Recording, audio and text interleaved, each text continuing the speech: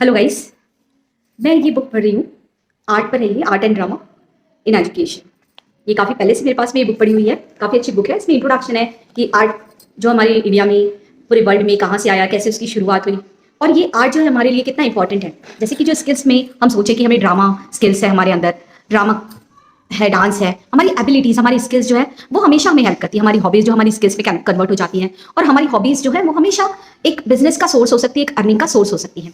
तो ये जो स्किल्स को आप नज़रअंदाज नहीं कर सकते हैं। जैसे कि जो हमारे इनहेरिएंट गुण हैं, जैसे कि जो हमारे अनुवांशिक गुण हैं, जैसे कि हमारे पेरेंट्स की ड्राइंग अच्छी थी, सिंगिंग अच्छी है, या जो भी जैसे हमारे पेरेंट्स में एबिलिटीज़ थी, राइट, उनके जो कैरेक्टर्स थे वो बच्चों में ऑटोमेटिकली ट्रांसफर होते हैं। तो यदि हमारे बच्चों में जो भी स्किल्स है, तो वो स्किल्स उन्होंने अपनी 50%, देन उसके बाद में अपने पेरेंट्स से जो इनहेरिटेड स्किल्स सीखी है वो उनमें आई हैं। तो हमें भी अपनी जनरेशन को क्या देना चाहिए, आप बताइए। अपनी जनरेशन को हमें अच्छी स्किल्स देनी चाहिए, क्योंकि हम क्या कर रहे हैं, आने वाले समय में अच्छे सिटीजन्स तैयार कर रहे हैं, राइट। एक अच्छा इंसान बनाना है हमें अपने बच्चों को, तो हमें उन्हें रीडिंग की हैबिट तो दिलवानी पड़ेगी। बुक्स की रीडिंग जो है वो, अभी लोग जो है वो रीडिंग बहुत कम कर चुके हैं, बस वो पूरा समय मोबाइल में देखते हैं, देख के ही सारा कुछ समझ लेते हैं। जैसे कि हम कहते हैं कि लर्नर्स जो होते हैं वो 4 टाइप्स के होते हैं। पहले तो kinaesthetic learners, right, then visual learners, good listeners, right, and the practical who are doing kinesthetically they are doing, okay, good listeners, and these all characteristics, ये जो है बच्चों में होती हैं, ये सारी कैरेक्टरिस्टिक्स। तो हमारे बच्चों में भी ये सारी कैरेक्टरिस्टिक्स है, बट अभी क्या हो रहा है, अभी सिर्फ वो जो है विजुअल लर्नर्स हो रहे हैं, सिर्फ देख कर ही सारा कुछ सीख रहे हैं, वो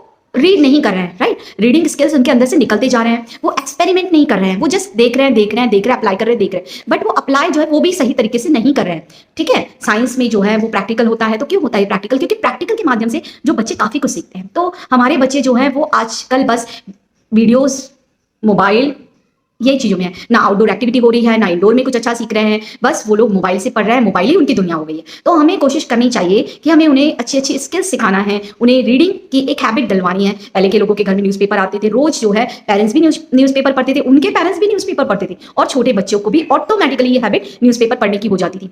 मैंने देखा है, मैं एक रियल बात बता रही हूँ। मेरी जो नानी जी थी, ज़्यादा पढ़ी लिखी नहीं थी, बस 5th 6th पढ़ी हुई थी, राइट। तो जब भी हमारे घर में न्यूज़पेपर आता था, तो हमारी नानी जो है वो 1-2 घंटे तक वो न्यूज़पेपर को देखती थी, पढ़ती थी, और उनको पढ़ना आता था। ऐसे नहीं कि उनको इंग्लिश नहीं आती थी, इंग्लिश भी समझ लेती थी, काफ़ी कुछ वर्ड्स बोल लेती थी, न्यूज़पेपर में जो कुछ लिखा होता था समझ लेती थी, समझा सकती थी। मतलब पहले के लोग कम भी पढ़े लिखे होते थे, बट भी फिर भी वो जो है वो काफ़ी अच्छे से हर चीज़ों को समझ लेते थे, सीख लेते थे, समझा देते थे। बट आजकल के बच्चों को यदि बोला जाएगा कि आप 10 मिनट बैठ के रीड कर लो न्यूज़पेपर, तो वो नहीं करेंगे, उनकी रीडिंग हैबिट खत्म होती जा रही है, राइट। तो जो है मैं कोशिश कर रही हूँ कैलिस्टर एजुकेशन के माध्यम से कि बच्चों को ज़्यादा से ज़्यादा सिखाया जाए, ओलंपियाड्स में प्रिपेयर करवाया जाए, बच्चों को अच्छी स्किल्स दी जाए, multiple skills, multiple talented growth करवाई जाए, ठीक है। तो यदि आपको भी लगता है कि आपको भी अपने बच्चों को ये सारी चीज़ें सिखानी चाहिए, तो आप मुझसे 1 to 1 कॉन्टैक्ट कर सकते हैं, गाइडेंस ले सकते हैं, ताकि मैं आपको हेल्प कर सकूँ आपके बच्चों के प्रोग्रेस के लिए। Thank you.